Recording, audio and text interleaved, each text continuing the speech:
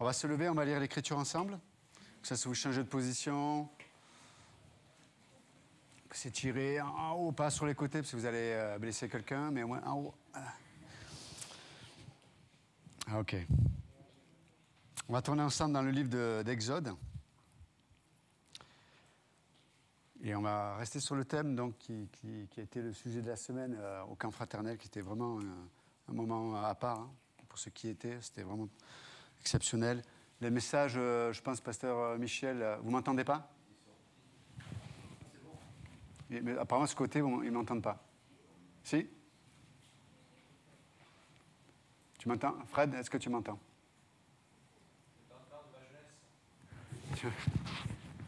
D'accord. D'accord. Tu as l'impression que ça ne fonctionne pas là? Ok. D'accord. Tu as vu un médecin pour le... Non. Ok. Ok. Exode 31. Donc oui, pour finir ma pensée, donc, je pense que Pasteur Texier va mettre les messages rapidement. Ils y sont? Ah, ben ils y sont déjà. Voilà. Donc n'hésitez pas, c'était vraiment excellent. Verset 1. Exode 31, verset 1. L'Éternel parla à Moïse et dit, « Sache que j'ai choisi Betsalil, fils d'Uri, fils de Hur, de la tribu de Juda. Je l'ai rempli de l'Esprit de Dieu, de sagesse, d'intelligence et de savoir pour toutes sortes d'ouvrages. Je l'ai rendu capable de faire des inventions, de travailler l'or, l'argent et l'airain, de graver les pierres à enchâsser, de travailler le bois et d'exécuter toutes sortes d'ouvrages. » Seigneur, bénis ta parole. Amen. Vous pouvez vous asseoir. Donc, on fait un petit break sur notre étude de la Genèse, mais on a lu ce passage parce que, en français, en tout cas, dans la Bible en français, c'est la première apparition du mot sagesse. Et donc, c'était le thème du camp fraternel. Et alors, je ne vais pas reprendre tout ce qui a été dit, vous aurez l'occasion d'écouter, mais déjà, si on s'arrête sur le mot sagesse, en hébreu, ça signifie sagesse, mais habileté, quelqu'un qui est expérimenté. Et je trouve ça intéressant parce que c'est quelqu'un qui est expérimenté, quelqu'un qui est habile, c'est quelqu'un qui a travaillé un art, qui a travaillé, on va dire, qui a exercé, qui a pratiqué, en tout cas, ce qui l'intéressait ou ce qui allait constituer dans le temps son gagne-pain. En tout cas, c'est quelqu'un qui a travaillé, Et donc, c'est intéressant de voir que la sagesse est liée à une pratique. La sagesse, ce n'est pas biblique, ce n'est pas simplement on va dire une réalité qui serait dans la sphère juste des idées. La sagesse, elle a son point de départ dans la pensée, parce qu'on est obligé, on va dire, toute action est le résultat, on va dire, d'une pensée structurée. D'accord? On appelle ça, même bibliquement, une sorte de la doctrine. C'est-à-dire qu'il y a une logique.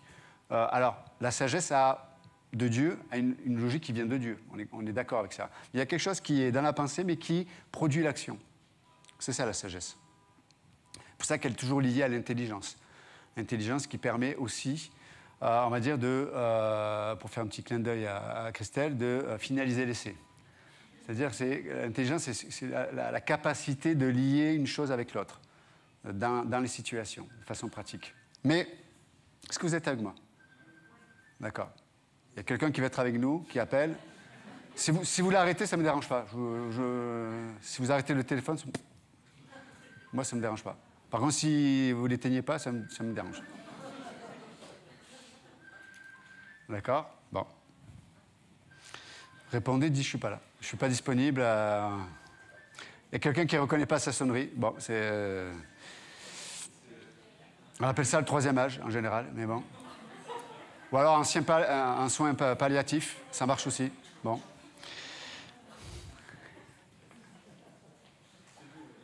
C'est bon?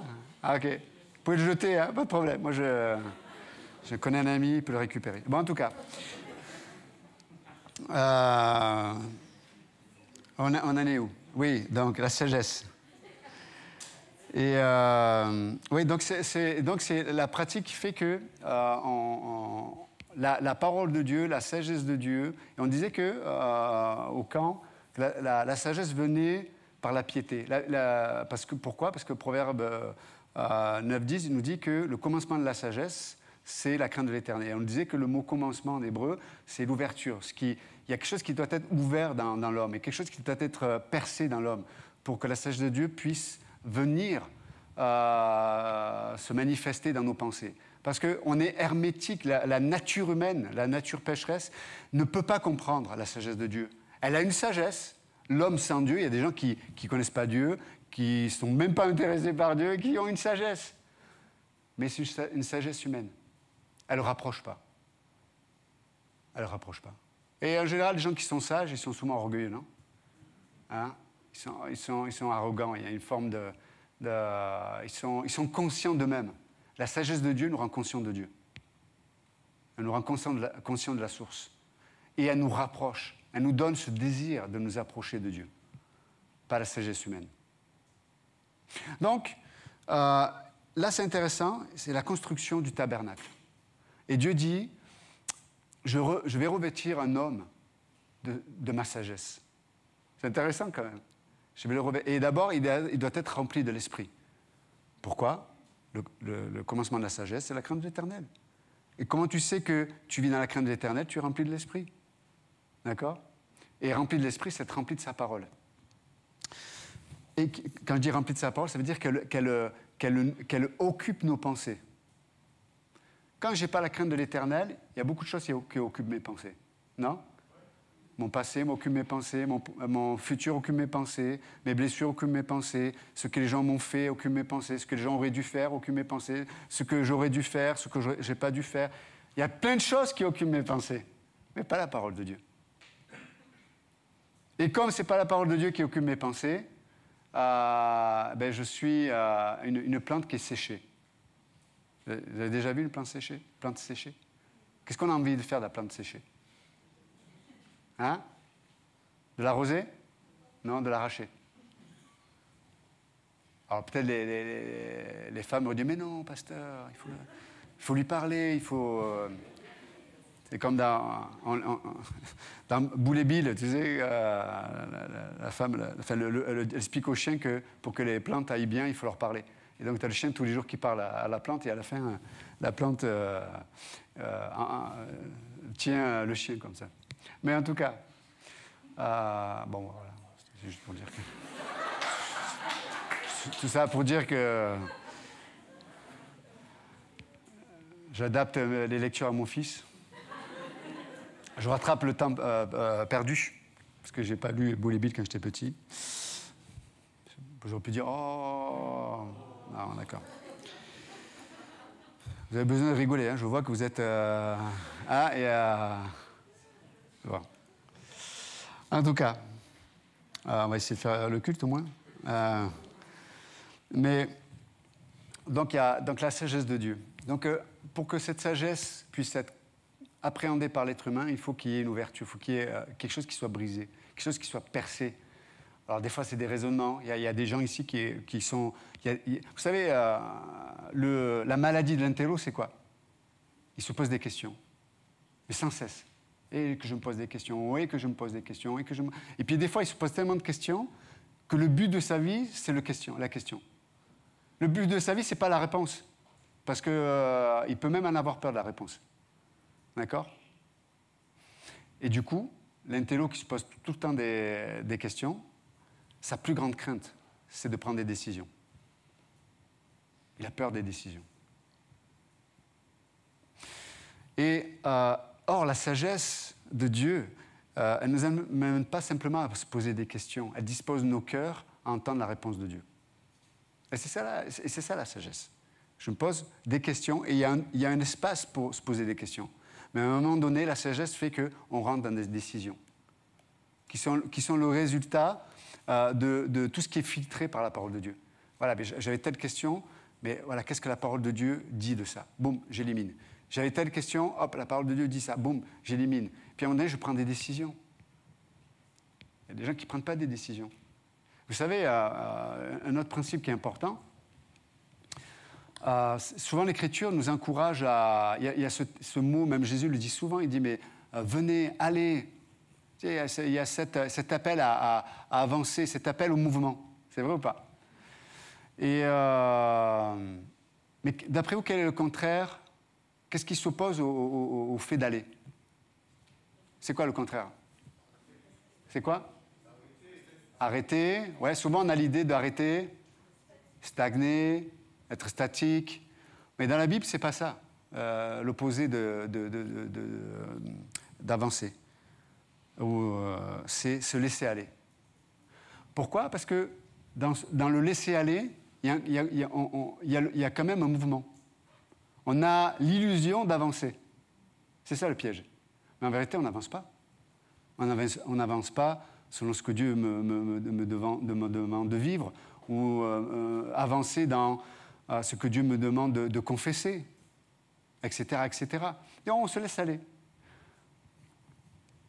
Et il y a beaucoup de chrétiens qui, si on devait imaginer la vie d'un croyant comme un jardin, il y a beaucoup de chrétiens qui, il y a quelques années, leur jardin était magnifique. Tu sais, comme les jardins japonais, là, tout est bien organisé, tout est propre, il n'y a pas un papier, il n'y a pas une mauvaise herbe, il n'y a rien, tout est... Tu sais, il y a l'eau qui coule, là, mais juste là, tu te... Bon, mais en tout cas, mais c'est magnifique, tu vois.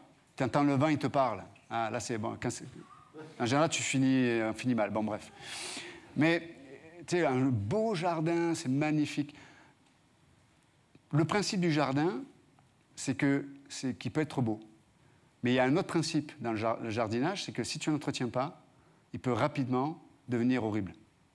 Hein?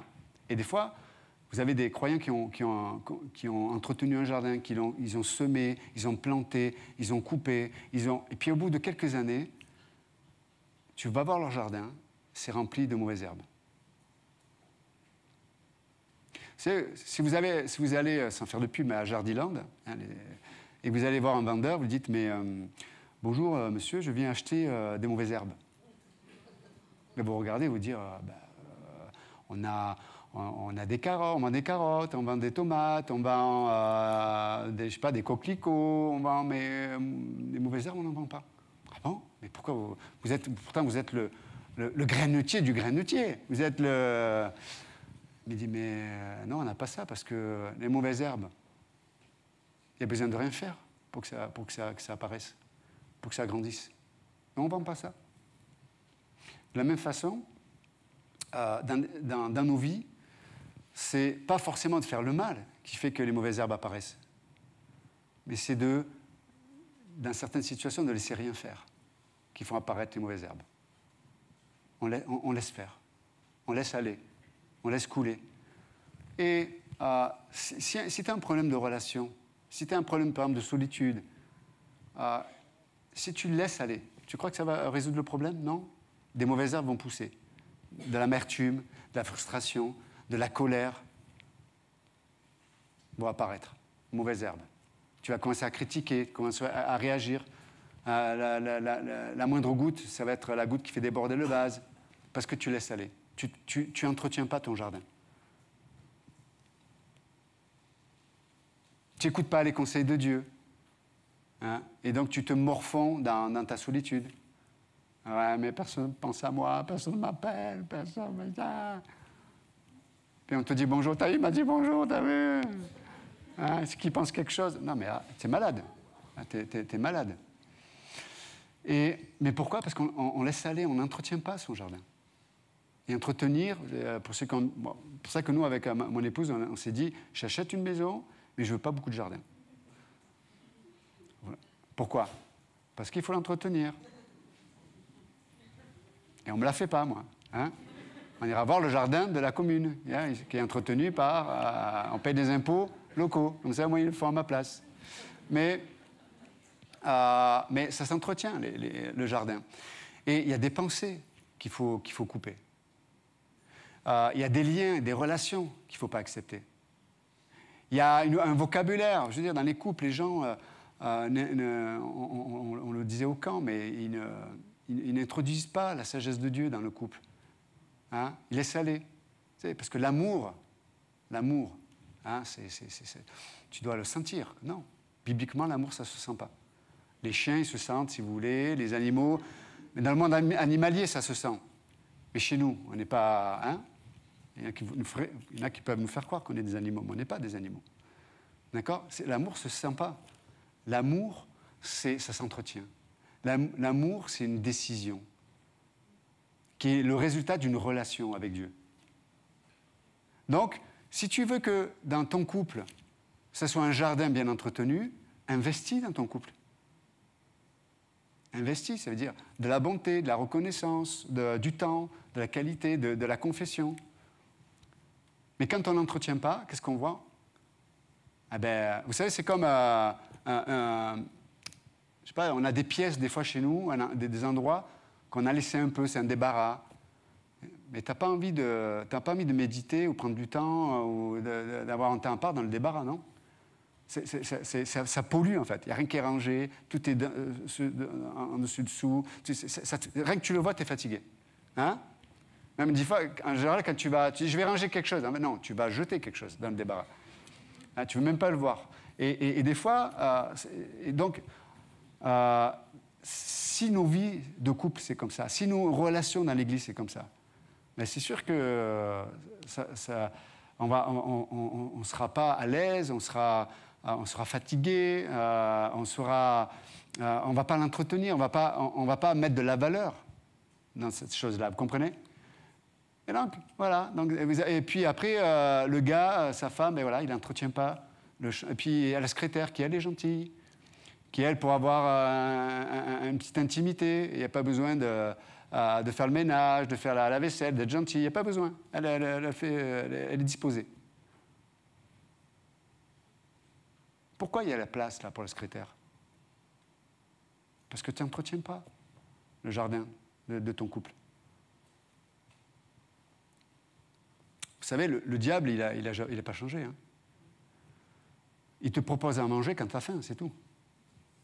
Donc, si tu n'es pas rassasié par ce que Dieu te donne. Vous savez, il y a un nutritionniste qui avait donné un conseil à quelqu'un qui lui disait, mais est-ce que la personne devait perdre du poids ou changer son alimentation? Et la personne se disait dans sa tête, purée, je suis sur le nutritionniste, il va me dire, je mange 3 graines le matin et 3 graines le soir, je vais mourir de faim toute la journée, quoi. Vous savez, ces régimes-là, où en fait, toute la journée, tu ne manges pas, et toute la journée, tu penses à manger. C'est horrible, quoi. Et puis après, le gars, à un moment donné, il est tellement énervé, et un jour, il va péter les plombs, il va s'énerver à manger 9 paquets de chocolat. Et le nutritionniste lui dit, non, la clé pour perdre du poids, c'est de n'avoir jamais faim. Donc, il lui a donné des moments clés où manger, de la bonne nourriture, pas des marques, des chocolats et tout ça, mais des moments clés. Et du coup, si la personne est rassasiée, quand tu viens lui dire, tiens, on va manger un couscous, tu dis, non, merci, j'ai pas faim. C'est vrai ou pas? Mais spirituellement, c'est la même chose. Si tu n'entretiens pas les choses, si tu n'es pas rassasié par ce que Dieu te donne, si tu ne t'investis pas dans ton mari, dans l'Église, ben, tu vas avoir faim. Donc il y a plein de gens, ils sont croyants, ils ont des dons spirituels pour le corps de Christ, mais ils se nourrissent ailleurs, au lieu de s'investir dans l'Église locale, où Dieu les appelle. Parce qu'ils ont faim. On a envie de participer, on a envie d'être actifs dans des choses. Et puis les gens sont engagés à gauche, à droite, mais pas dans leur Église. Pourquoi? Ils n'ont pas entretenu, ils n'ont pas vu la valeur. Dans le mariage, c'est pareil. Donc si tu es rassasié dans ta vie de couple, ben, si la secrétaire vient, tu dis non, reste à ta place. Vous comprenez ce que je veux dire? Tu peux pas, tu peux pas être tenté par la nourriture quand tu es rassasié. Donc le diable, c'est intéressant, dans Matthieu 4, il vient voir Jésus, au bout de 40 jours, quand Jésus a faim. Il vient le voir. Dans Genèse 3, d'après vous, c'est pas noté, mais on comprend que quand il vient tenter Ève, c'est au moment peut-être du repas, au moment où elle a faim, au moment où, tu vois, il vient au moment où tu as faim. Donc si tu es constamment rassasié par ce que Dieu te donne, et pour être rassasié par ce que Dieu te donne, il faut entretenir les choses. Entretenir l'étude de la parole de Dieu, entretenir la prière, entretenir les relations fraternelles, entretenir les dons spirituels, entretenir l'amour. Voilà. J'entretiens par la bonté, j'entretiens, comme je disais tout à l'heure, la reconnaissance. Ta femme te fait quelque chose, elle te fait un repas. C'est normal, c'est son job. Non. Non, mais c'est vrai, on pense comme ça des fois. Pas moi, évidemment, vous avez compris, mais voilà. Donc, en plus, les hommes, on est rigolo parce que les femmes, elles font 10 000 choses tous les jours. Presque, c'est normal. Puis nous, on va faire une chose et on va lui dire, t'as vu, je l'ai fait, hein, t'as vu. C'est comme, hey, oh, on arrête tout là et on sort les feux d'artifice. Hein. On est formidable. Hein.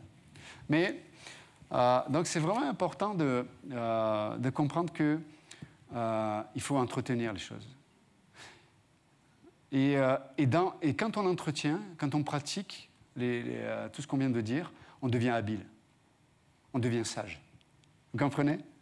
Ça veut dire que tu commences à voir ta vie avec le regard de Dieu. Tu sais, c'est comme un médecin, je vais donner l'exemple. Par exemple, un médecin, c'est pas quelqu'un qui a fait médecine. OK? Un vrai médecin, c'est quelqu'un qui a construit comme un instinct de diagnostic. Tu sais, Dr House. Hein? Il a un instinct de diagnostic.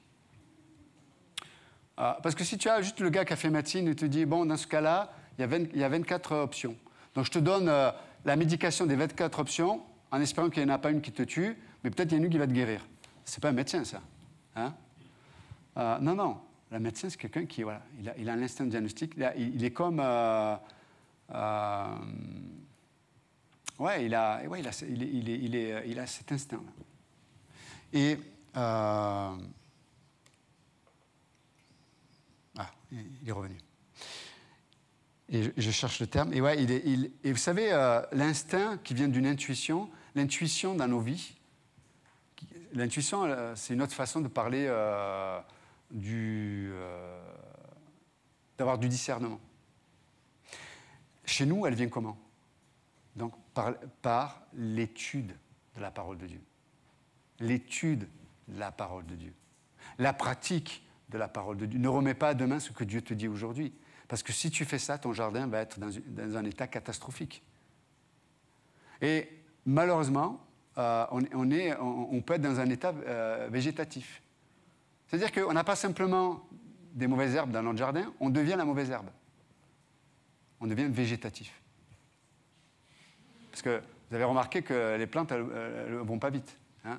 En général, elles restent là où elles sont. D'accord? Mais c'est vraiment important de comprendre ça. Quand je dis un état végétatif, c'est-à-dire qu'on entend des choses, mais elles ne produisent pas un terrain où je dois prendre une décision. En tant que croyant, la sagesse de Dieu nous amène toujours sur le terrain de la décision, par rapport à la pratique de la parole de Dieu. Si tu n'es pas converti ce matin, la sagesse de Dieu t'appelle à prendre une décision. Convertis-toi, tourne-toi vers Dieu. Si tu es croyant ce matin, et il y a des domaines de ta vie, Dieu te parle, et tu es d'accord avec Dieu, mais tu ne fais rien de ce que Dieu te dit, tu n'es pas dans la sagesse. Tu n'es pas dans la sagesse. Et ça montre que tu ne vis pas dans la crainte de Dieu. C'est pour ça que dans ton intimité, tu luttes toujours avec les mêmes péchés. Tu n'es jamais à l'heure dans les rendez-vous. Tu sais, il y a des gens qui disent « Ouais, mais où était Dieu dans ma vie? Où était Dieu? Où était Dieu ?» Mais en fait, Dieu était là, mais c'est toi qui n'étais pas là. Dans le sens que, tu sais, quand tu vis dans le mensonge, parce que, vous savez, pour pas que la vérité nous affranchisse, il faut vivre dans le mensonge. Mais quand tu vis dans le mensonge, en vérité, tu n'existes pas. Tu n'existes pas. Et quand tu n'existes pas, hein, quelqu'un qui n'existe pas, est-ce qu'il peut être à l'heure au rendez-vous? Non, il n'existe pas. Donc, c'est la vérité de Dieu qui nous affranchit, qui nous fait exister en termes de relation, en termes d'amour, en termes de communion, en termes de destinée. Et, entre parenthèses, pour finir ce matin, mais très souvent, Dieu nous demande je vais le dire autrement. Pour connaître ton identité en Christ, pour savoir qui tu es en Jésus-Christ, Dieu va te demander de faire des choses. Dieu va te demander de t'engager. Et l'engagement, ce n'est pas pour que tu sois ce que tu fais, mais l'engagement est un révélateur de ce que Dieu a fait de toi. Parce que vous êtes au courant que Dieu n'a pas besoin de nous. Vous le savez, ça. Donc, si Dieu nous demande des choses, ce n'est pas pour lui. C'est pour nous. D'accord ? Tu sais, quand Dieu demande à Abraham de sacrifier son fils Isaac, ce n'était pas pour Dieu. C'était pour Abraham. Abraham a vu à travers cet acte-là, il a vu ce qu'il y avait réellement dans son cœur vis-à-vis de Dieu. Hein, même si Dieu a dit, maintenant je sais que, mais Dieu n'apprend rien, il sait toutes choses. Donc c'est vraiment important de comprendre ces principes. Et donc la sagesse de Dieu, l'habileté. Vous savez, l'habileté, et quand on vit comme ça, on va commencer à être habile dans notre façon d'éduquer nos enfants. Vous savez, il y a utiliser les bons mots au bon moment. Hein, tout à l'heure, je disais que celui qui n'existe pas, dans le sens que celui qui vit dans le mensonge, n'existe pas, il n'est jamais au rendez-vous. Par contre, quand on se place sur la vérité de Dieu, on est au rendez-vous. On ne rate pas les rendez-vous. On ne rate pas la provision de Dieu. Il y a des rendez-vous dans le couple. Vous savez, des fois, il y a des couples qui vont très mal parce qu'en fait, les gens sont jamais en harmonie dans les rendez-vous. Un coup, l'épouse est disposée à ce qu'on parle du problème, à se remettre en question, puis le mari n'est pas disponible. Il n'est pas disposé, non, c'est pas le temps, on verra plus tard. Et puis après, quand c'est lui qui est disponible, la femme, elle dit, non, mais je t'ai donné l'occasion, non, mais j'ai plus envie.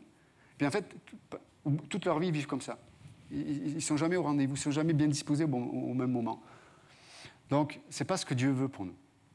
Vous comprenez ? Donc, le fait de vivre dans la vérité, le fait de se placer dans la vérité, le fait d'être habile et de pratiquer la parole de Dieu, de se placer dans la grâce de Dieu, parce que c'est ça l'habileté, hein, c'est opérer dans la grâce. Je dis, voilà, Seigneur, j'entends ce que tu me dis, je veux le vivre, et puis tu vas entrer dans un processus. Au début, tu vas essayer de le faire, d'obéir par toi-même, tu vas arriver à un point où tu vas voir que tu n'y arrives pas. Là, tu vas expérimenter les limitations de toi-même et c'est là où tu vas être bien disposé pour commencer à ce que Dieu prenne le relais. Et c'est là, et donc c'est la sphère de la grâce. Mais si la parole de Dieu ne te pousse jamais à être sur le terrain de la décision, si elle ne te pousse jamais à être sur le terrain de l'action, comment tu veux que Dieu puisse opérer cette transformation dans ta vie ? Parce que tu es passif. Vous savez, les mauvaises herbes, donc la négativité, le mensonge, la dépression, etc., etc. Pour être nul, il ne faut pas travailler. Même il y en a, à force d'être nuls, ils sont parfaits dans leur nullité. C'est quand même extraordinaire. Par contre, si tu veux, pour qu'il y ait transformation, il faut rejoindre Dieu. Il y a l'action, l'amour, dans la Bible, c'est une action. En acte et en vérité, il y a une action dans l'amour. Et dans cette action, il y a le sacrifice. Vous savez, juste pour finir une pensée, mais ça fait plusieurs fois que je dis ça, non ? Oui. Je me répète, ça fait peur. Hein. Mais ce que tu as obtenu par le sacrifice ne te sera jamais, on ne pourra jamais te le prendre. Pourquoi ? C'est gravé en toi. C'est en toi. Par contre, ce qu'on t'a donné sans ce processus du sacrifice, c'est juste un rajout. Rajout, ça vient, ça va, ça part, on peut te le prendre. Vous savez, nous, on a été acquis par le précieux sang de Christ. Précieux sang de Christ. Nos vies ont pour fondement un sacrifice. Je crois que Pasteur Texier en a parlé, hein, Pasteur ? Non, je ne sais plus. Mais donc, les rendez-vous des dieux, il y a toujours une partie de moi-même qui doit mourir. Pourquoi ? Parce que quand je meurs, je fais de la place.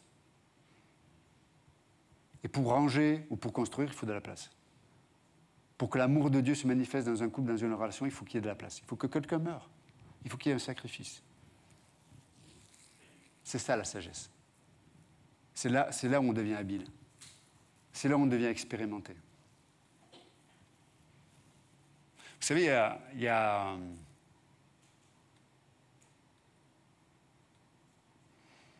face aux situations, on est seul. Face à la maladie, tu es seul. Face aux circonstances que tu dois affronter, tu es seul. Face à tellement de choses, en vérité, tu es seul. Comment tu vis cette solitude face aux situations? Les gens qui vivent mal ça, c'est les gens qui vont mal vivre la solution. Parce que quand la solution, ça va être, Dieu te dit, arrête de pointer le doigt sur les autres, arrête de regarder ce que les autres devraient faire, arrête de regarder ce qu'ils t'ont dit, ce qu'ils ne t'ont pas dit, etc. Arrête. Quand Dieu va te dire, la solution, c'est que tu meurs, mais ils vont mal vivre la solution, ils ne vont pas la prendre. Donc Dieu leur a donné la solution, mais ils ne vont jamais l'appliquer, ils ne vont jamais la prendre pour eux-mêmes. Ils seront toujours malades. Et toute leur vie, ils vont parler que de leur maladie, en ayant dans leur poche la solution. C'est terrible quand même. Alors que la solution que Dieu te donne, tu peux l'expérimenter, tu peux être habile, tu vois, tu peux, et c'est ça la sagesse. J'espère que j'ai été clair ce matin. Seigneur, bénis le reste de cette journée. Merci encore pour ta parole. Dans le temps, nous prions. Amen. Que Dieu vous bénisse.